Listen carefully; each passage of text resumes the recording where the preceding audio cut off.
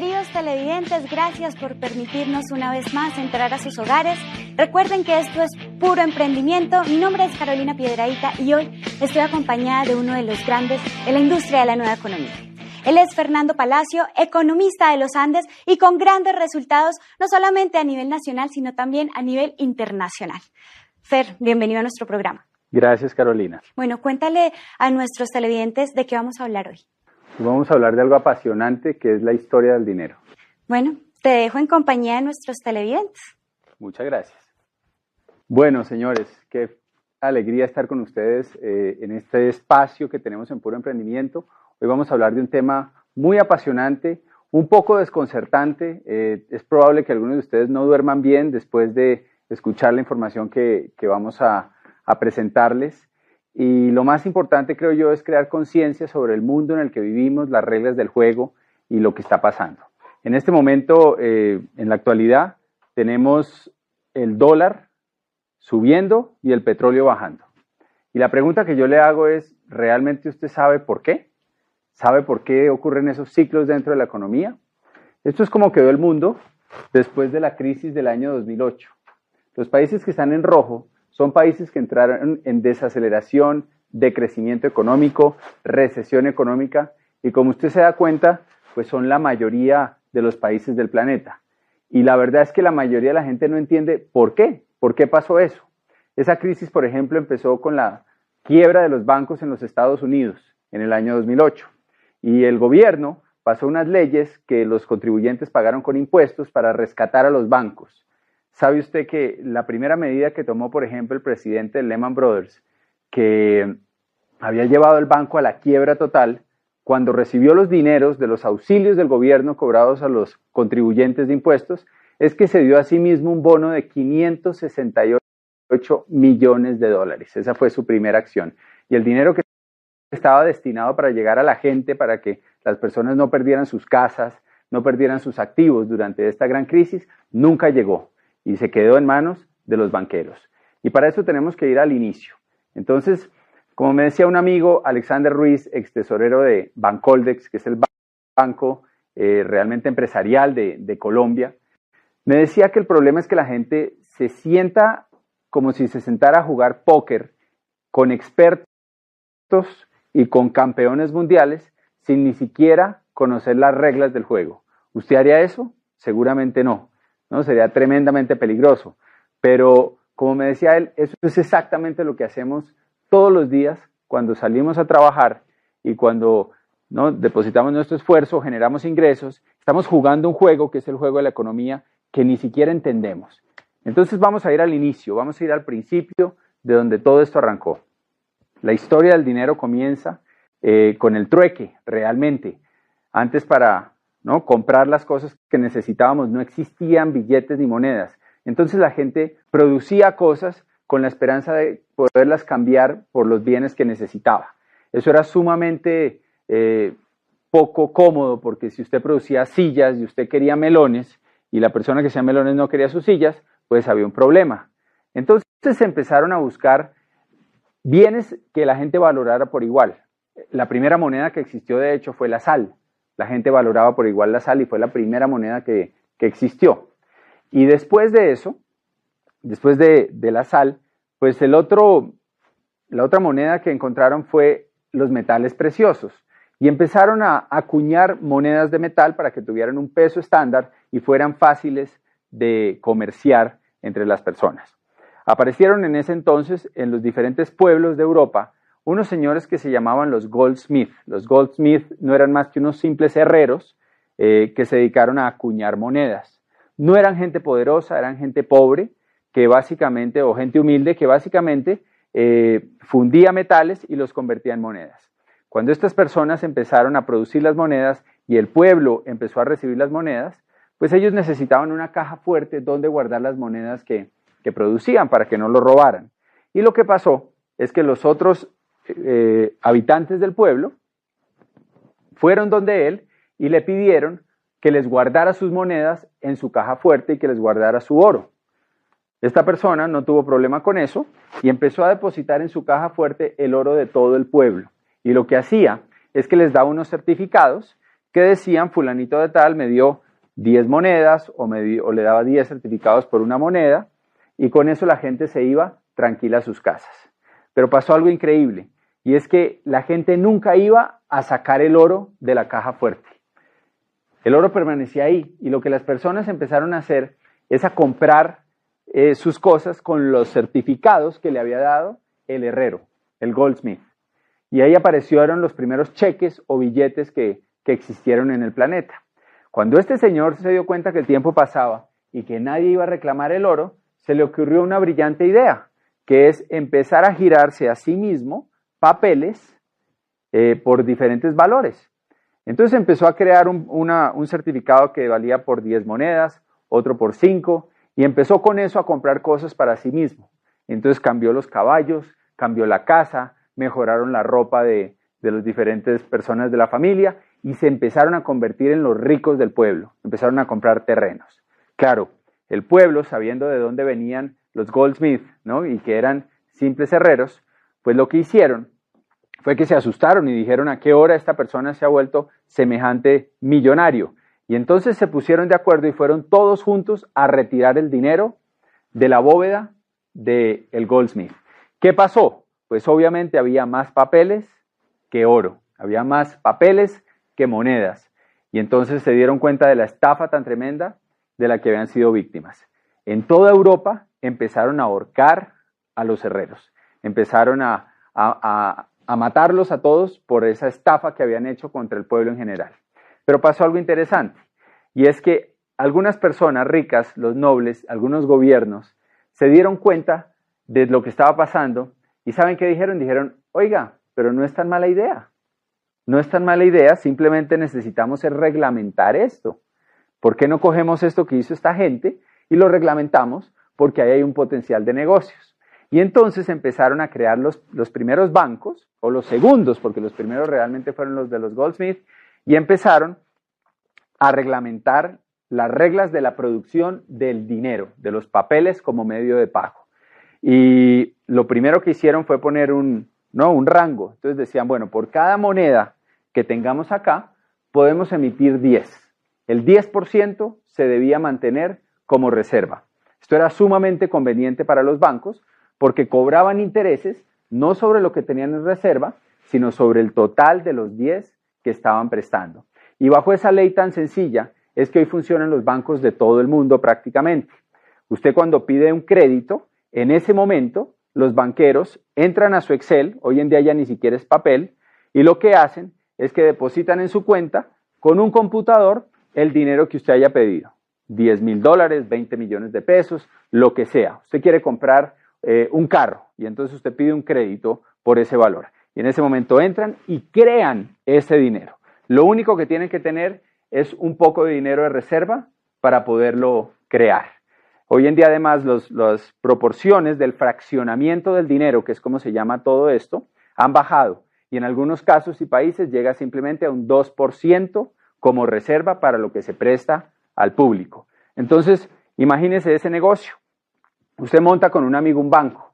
Entre los dos ponen $1,000. Pueden prestar por lo menos 10,000. Y adivinen sobre qué valor le pagan a usted intereses. Pues sobre los 10,000 que usted acaba de crear. Y es por eso que los bancos siempre son los edificios más bonitos y siempre son realmente los que dan ganancias, pase lo que pase, con la economía. Los bancos siempre ganan. Y lo otro que es interesante de todo este tema es que el dinero vuelve al banco. Si usted pide un crédito por 30 millones de pesos para comprar un carro, usted va y compra el carro, pero adivine qué hace la persona que recibe ese dinero de usted, la que le vendió el carro. Pues coge ese dinero y viene y lo deposita al banco. Y ahora eso se vuelve una reserva para el banco. O sea que ahora puede generar créditos por 300 millones de pesos. Y esto se vuelve un ciclo que nunca para. Y el resultado de eso es que cada vez hay más dinero, más dinero, más dinero en la economía. Y lo que eso nos ocasiona a todos se llama inflación. No sé si usted se ha puesto a pensar, pero piense cuánto podía costar una caja de leche en 1975. Tal vez centavos. ¿Cuánto vale hoy en día una caja de leche? Cientos de veces eso. Y mi pregunta es ¿por qué? ¿Acaso la leche se volvió más costosa de producir? ¿Hay menos vacas? ¿Acaso el proceso, ¿no? Generó más, ¿no?, más mano de obra?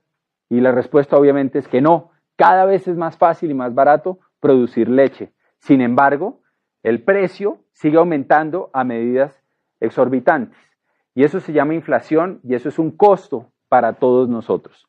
Lo otro que esto genera son impuestos, porque para poder pagar los distintos proyectos que generan el gobierno y sobre todo para poder pagar la deuda que los gobiernos hoy en día están generando debido a que están en crisis, pues lo que están haciendo es que se están endeudando. Los gobiernos están pidiendo créditos a los bancos centrales y deben pagar intereses altísimos sobre esos créditos, sobre grandes sumas de dinero, y eso siempre resulta en mayores impuestos para la población. Una persona que tenía una propiedad hace unos años, esa propiedad tenía un valor, vamos a decir que costaba en los años 90, un apartamento podía costar 40 millones de pesos. Ese mismo apartamento hoy puede costar 200 o 250 millones. Y como los impuestos funcionan por tablas, en teoría la gente es más rica y paga más impuestos, porque cada vez tiene más dinero, pero es pura inflación. Realmente lo que tiene es el mismo apartamento, solo que está más viejo que el que tenía en los años 90. Entonces la inflación y los impuestos son algo muy importante y es la forma en que los pueblos realmente se empobrecen en el largo plazo. Este tema de los bancos viene de toda la historia y hay algo que es todavía mucho más crítico, que es cómo fueron creados inicialmente los bancos centrales, que son los que manejan las reservas que manejan todos los otros bancos y los que manejan las emisiones de los billetes a nivel mundial. El primer banco central que existió fue en Inglaterra, se llamaba el Bank of England. Le pusieron ese nombre porque querían que el pueblo de Inglaterra pensara que era un banco realmente del pueblo, que era de ellos, que era un banco popular del gobierno. Pero la realidad es que no fue así. Era un banco de algunas pocas familias y era un banco privado. El primer banco central que existió para emitir billetes era un banco totalmente privado. Y lo que pasó es que cuando llegaron los ingleses a Estados Unidos, establecieron exactamente el mismo sistema. Las mismas familias europeas, multimillonarias, dueñas del Banco Central de Inglaterra, montaron o insistieron durante el tiempo en montar el Banco de la Reserva Federal de los Estados Unidos. Y ahí hay algo muy importante para todo el mundo. Nos afecta de una medida gigantesca ese simple hecho. Y se los voy a explicar con un poquito de historia. Anteriormente, como les contaba, los bancos tenían una reserva. Eran algo valioso, el oro, la plata. Con el tiempo, eso cambió. Después de la Segunda Guerra Mundial, necesitaban reconstruir Europa y se creó una reunión que se llamaba el Acuerdo de Bretton Woods, y en este acuerdo los países europeos acordaron eliminar el patrón oro, empezar a producir billetes. Y el acuerdo se basaba en que iban a seguir regidos por el dólar americano, el dólar de los Estados Unidos. ¿Por qué? Porque ese dólar todavía mantenía el patrón oro. Entonces, de cierta forma, seguían ligadas a algo real, a algo valioso. Eso fue un convenio que Estados Unidos aceptó y aceptó volverse la moneda del planeta entero. Por eso hoy todo lo comparamos con dólares. Por eso hoy nos afecta tanto un alza del dólar como la que hemos tenido últimamente y la gente pierde empleos y los importadores no les cambia el negocio y afecta el precio del petróleo. O sea, todo eso viene desde el acuerdo Bretton Woods en 1944. Pasó algo interesante. En 1971, Richard Nixon, presidente de los Estados Unidos, decide acabar con el patrón oro y dice, no, eso ya no es necesario. Rompe el acuerdo de Bretton Woods sin consultarle a nadie y decide que ahora el billete emitido por los diferentes bancos no va a estar respaldado por nada. Simplemente va a ser papel, va a ser un pedazo de papel que la gente va a usar para cambiar. Anteriormente, si usted iba al banco con un billete, por ejemplo en Colombia decía pesos oro, pues a usted le daban una suma de oro por el valor de ese billete. Actualmente, el dinero es deuda, se crea cuando alguien pide una deuda, no tiene ningún respaldo y su único valor es el que le dan los habitantes los ciudadanos de un país basado en el gobierno, en la credibilidad que tiene ese gobierno. Y todo eso es muy importante porque si analizamos el tema, todas las economías del mundo están hoy atadas al dólar. Y lo más complicado del tema es que la Reserva Federal de los Estados Unidos no es ninguna reserva, ni tampoco es federal. No es del gobierno, es de unas cuantas familias poderosas que manejan la impresión y la creación de los dólares en toda la economía. ¿Cómo le parece eso? Imagínese uno tener el monopolio, el poder absoluto sobre un bien que todo el mundo quiere y que todo el mundo necesita. Y usted ser el único autorizado para producirlo en el mundo entero. No suena muy ético, ¿cierto? O sea, claramente derivará en corrupción. Y es lo que ha pasado.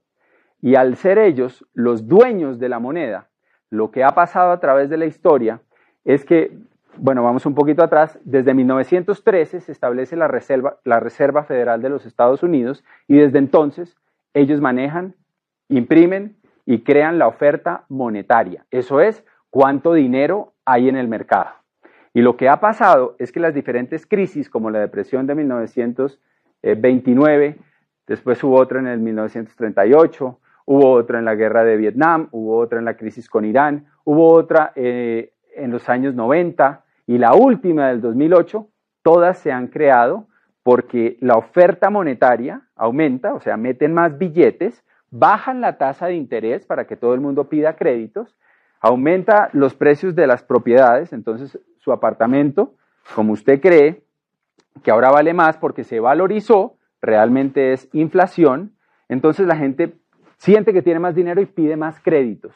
Y bajan la tasa de interés para que se inunde el mercado de dinero. Y lo que pasa es que unos años más tarde recogen esas deudas, dejan de hacer préstamos y suben la tasa de interés. El dato más importante en la economía mes a mes es si la Reserva Federal y quien esté de presidente ahorita anunció que el interés va a subir o va a bajar. Eso es lo que más impacta la economía a nivel global. Un cambio en un punto porcentual de la tasa de interés de la Reserva Federal puede causar que toda la inversión en un país como Colombia se vaya y se vaya a los Estados Unidos porque ahora es más rentable invertir allá.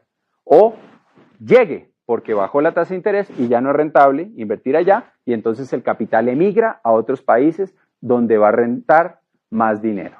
Entonces, si usted analiza eso y usted se pone a pensar que realmente es una junta directiva de unos pocos los que deciden eso, pues tienen el poder absoluto sobre lo que pasa en la economía.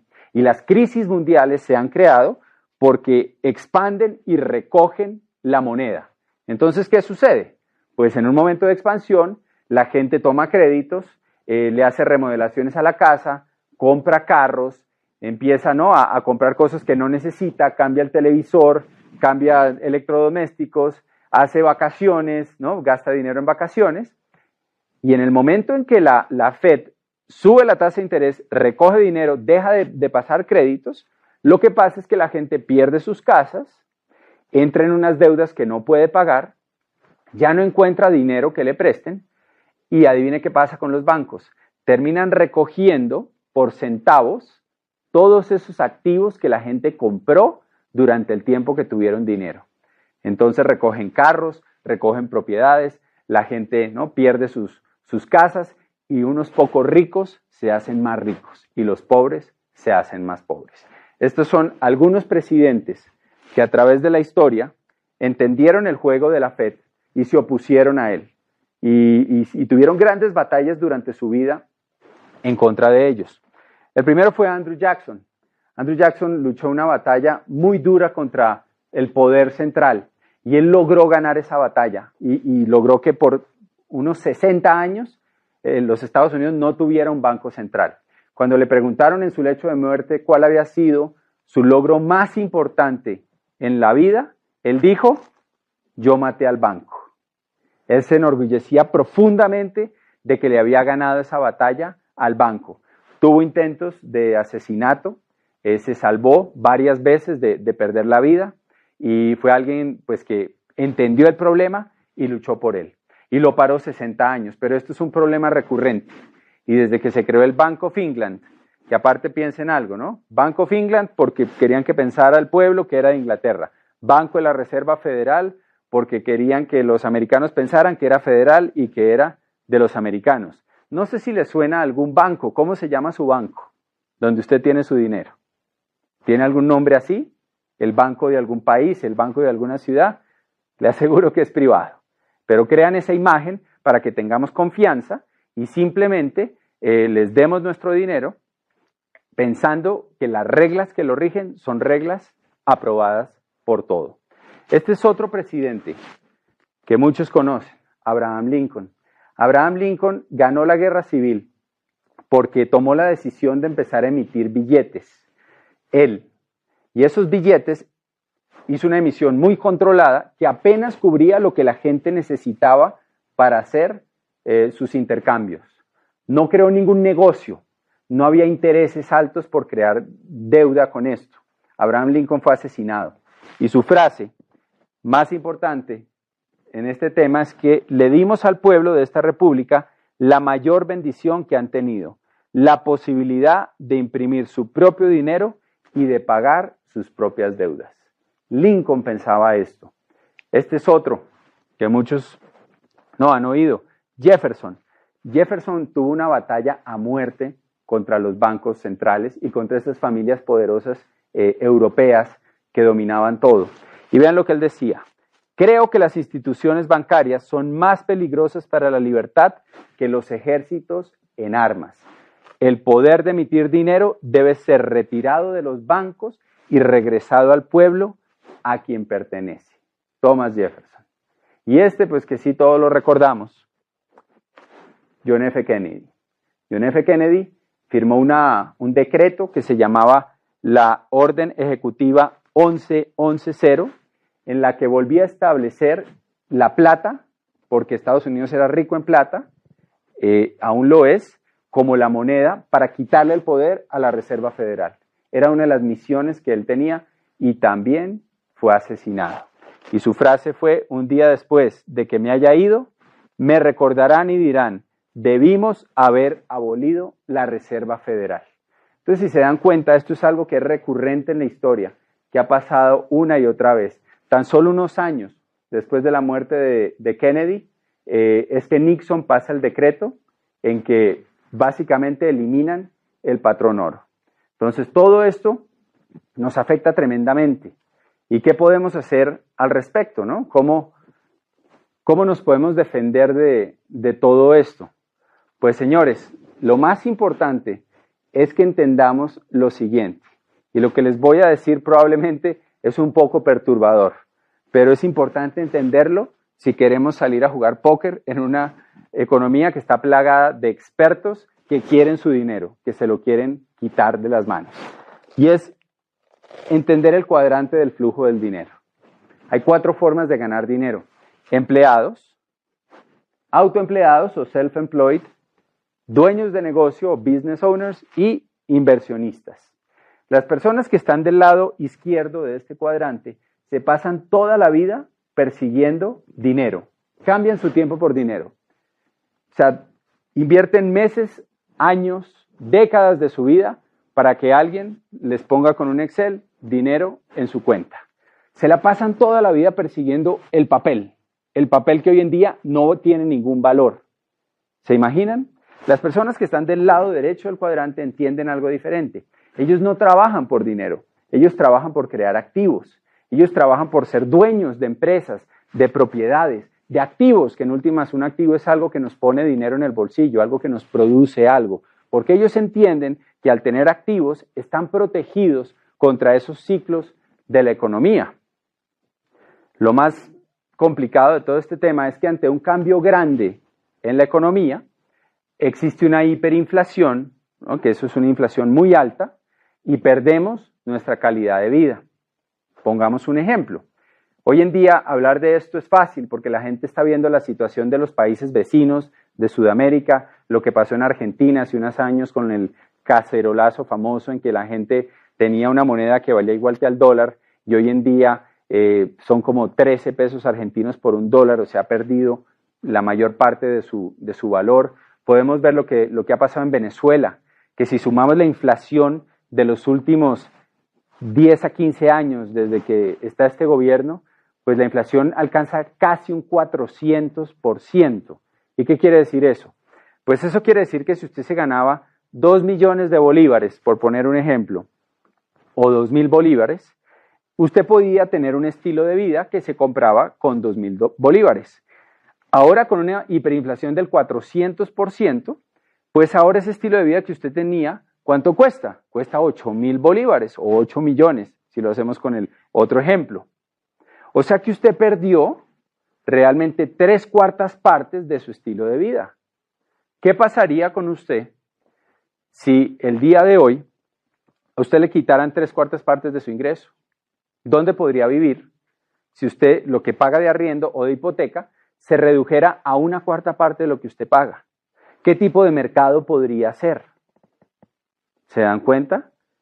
Perdimos en ese ejemplo 3/4 partes del valor o del estilo de vida que teníamos. Sin embargo, ¿ustedes creen que los sueldos los aumentan en 4 veces? No, obviamente no. Los sueldos los van aumentando con un porcentaje mínimo mensual que es prácticamente irrisorio y esos sueldos nunca dan para volver a comprar ese estilo de vida que teníamos antes. ¿Cómo nos podemos proteger? Teniendo activos, por ejemplo, si usted es dueño de un apartamento y usted arrienda ese apartamento a 2 millones de pesos y hay una hiperinflación, pues ahora usted va a poder arrendar ese apartamento en más, en 8 millones o de pronto en más, que es lo que hemos visto muchas veces, por ejemplo, en Venezuela, los arriendos se dispararon. O si usted es dueño de un negocio y ese negocio tiene productos, pues lo que va a pasar es que los productos van a subir sus precios y usted va a sostener su estilo de vida en valor real. ¿Se dan cuenta? Por eso es que vemos aún hoy que en Venezuela nuestro negocio y nuestra compañía siguen calificando personas a niveles altísimos. El mes pasado hubo un nuevo diamante y permanentemente hay crecimiento. Es más, los productos que hay en Venezuela se los llevan rapidísimo porque todo el mundo necesita productos de consumo masivo. Entonces ahí está la lección más importante y realmente de lo que se trata hoy. Porque yo no creo que se trate no tenemos ningún poder para ir a derrocar a la Reserva Federal de los Estados Unidos. Ninguna marcha va a lograr eso. Esto es una guerra, tal vez la guerra más antigua de la humanidad, que es quién controla el dinero. No es por ahí. Más bien, eduquemos a la gente para que la gente se proteja. Y en vez de salir a perseguir un papel que en cualquier momento puede no valer nada, enseñemos y eduquemos a la gente a salir a trabajar por crear un activo, porque sean dueños de algo que los proteja ante estas situaciones. Entonces ya para terminar, yo les voy a mostrar algunas imágenes que son impactantes, pero que debemos ver para crear conciencia. Esto se llama la República Weimar. La República Weimar es Alemania después de la Primera Guerra Mundial. Hubo una hiperinflación tan grande que pasaban cosas como estas. Esto es una persona en su casa acumulando la cantidad de billetes que tenía. ¿Era muy rico? No, era pobre, pero los billetes no valían nada, habían perdido todo su valor por un cambio en la economía, por una crisis.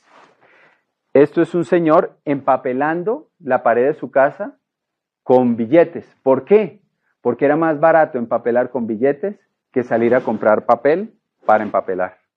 Estos son niños construyendo castillos en la República Weimar con fajos de billete. Esto es un señor que iba a hacer mercado. Y estos son billetes de esa era. Y ustedes van a ver ahí un billete de 100 billones de marcos. Y ahí hay otro de 500 millones de marcos. Y eso no alcanzaba para comprar una bolsa de leche. ¿Se dan cuenta lo que estamos diciendo? Y tal vez la más impactante, que es esta. Un señor barriendo billetes en la calle, como si fuera basura. ¿Por qué? Porque se convirtió en basura. Usted se imagina lo triste que es uno trabajar toda su vida persiguiendo un papel, ¿no? Persiguiendo billetes, que es lo que la mayoría de la gente hace. El 96% de la población trabaja por ganar dinero. Y que en un momento dado, todo ese trabajo que usted hizo toda su vida se convierta en basura. Y señores, de eso se trata, de crear conciencia. Estamos viviendo un mundo donde las reglas del dinero son muy complicadas, no son tan difíciles de entender en cuanto a lo que necesitamos para, ¿no?, progresar y para realmente asegurar nuestra economía. Básicamente, usted necesita crear su propio activo. Y no existen muchas opciones allá afuera para hacerlo. Por eso lo están invitando a que construya este negocio. Porque si usted construye este negocio, usted va a ser dueño de algo, de un activo, en el cual además no se puede quebrar por la forma en que funciona este negocio, pero usted puede construir algo que el día de mañana no solo le dé seguridad económica, sino que le dé libertad y prosperidad. Así que los invitamos a ponerle mucha atención a la gente que lo está ayudando. Obviamente el negocio tiene un fondo que tal vez usted con este corto video ha descubierto, pero aquí hay algo que es difícil conseguir allá afuera, que es la seguridad de su familia y la libertad de los que lo rodean. Fue un placer estar con ustedes y nos vemos en la próxima de Puro Emprendimiento.